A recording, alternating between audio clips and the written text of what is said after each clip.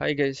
இன்னைக்கு நம்ம என்ன பார்க்க போறோம்னா, எம்ப்ளாயீஸ் டேபிள்ல ஒரு 1000 ரெக்கார்ட்ஸ் இருக்குன்னு வச்சுக்கோங்களேன். அதில் ஹையஸ்ட் சேலரி வந்து எப்படி நம்ம பார்க்கறது, இல்லை லோயஸ்ட் சேலரி எப்படி பார்க்கறது, இல்லை ஆல்ஃபபெட்டிக்கல் ஆர்டரில் நம்ம வந்து எம்ப்ளாயீஸ் எப்படி ஷார்ட் பண்ணுறது. சரி, அதுக்கு தான் நம்ம என்ன யூஸ் பண்ணுறோம்னா ஆர்டர் பை கிளாஸ் யூஸ் பண்ணுறோம். ஓகேங்களா?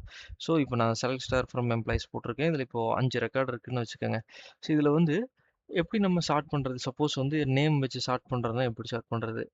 ஃபார் எக்ஸாம்பிள் இப்போ அமேசானில் ஒரு ஹையஸ்ட் ப்ரைஸ்டு ப்ராடக்ட், அதாவது இருக்கு இல்லையா ஹை ப்ரைஸ், அதை எப்படி பார்க்கறது, அதுக்கு தான் நம்ம ஷார்ட் பண்ணுறது இல்லைங்களா. அந்த அமேசான் ஆர்டரில் sort by high to low, low to high, Amazon ஃப்ளிப்கார்ட்லலாம் பார்ப்பீங்க இல்லைங்களா, அதுதான் ஷார்ட். அப்புறம் நெட்ஃப்ளிக்ஸ்லேயே அதே மாதிரி தான் top rate IMDb rated movies நம்ம ஃபில்டர் பண்ணுற மாதிரி. சரிங்களா? பேங்கிங்லேயே அதே மாதிரி தான் ஹையஸ்ட் டிரான்சாக்ஷன் நம்ம எப்படி யூஸ் பண்ணுறோம், அதுதான் ஷார்ட்டிங். சரிங்களா? இப்போ இதில் வந்து பார்த்தீங்கன்னா ஆர்டர் பை வந்து நம்ம செலக்ட் ஸ்டார் ஃப்ரம் எம்ப்ளாயீஸில் ஆர்டர் பை இப்போ வந்து சேலரி வச்சு நம்ம ஆர்டர் பண்ணுறோம். ஓகேங்களா? இப்போ இதை நான் ரன் பண்ணேன்னா அப்படியே இந்த அசெண்டிங் ஆர்டரில் ஸ்டார்ட் ஆகும். ஓகேங்களா? டிஃபால்ட் வந்து அசெண்டிங். ஓகேங்களா? Default ascending. சப்போஸ் நம்ம வந்து இப்போ டிசெண்டிங் ஆர்டரில் இப்போ 80,000 அப்படியே டிசெண்டிங் ஆர்டரில் ஸ்டார்ட் பண்ணோம்னா அப்படி இந்த இடத்துல டிஇஎஸ்சின்னு கொடுத்தீங்கன்னா போதும்.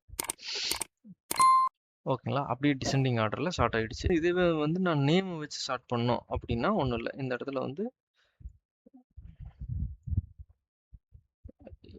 இஎம்பி நேம். ஸோ என்ன காலம் வேணுமோ அந்த காலம் வச்சு நம்ம ஸ்டார்ட் பண்ணுறோம். அவ்வளோதான் கைஸ் ஆர்டர் பை. பார்த்துட்டிங்கன்னா இப்போ நேம் வச்சு கேபிஆர்எஸ் அப்படின்னு சொல்லிட்டு ஸ்டார்ட் ஆகிடுச்சு.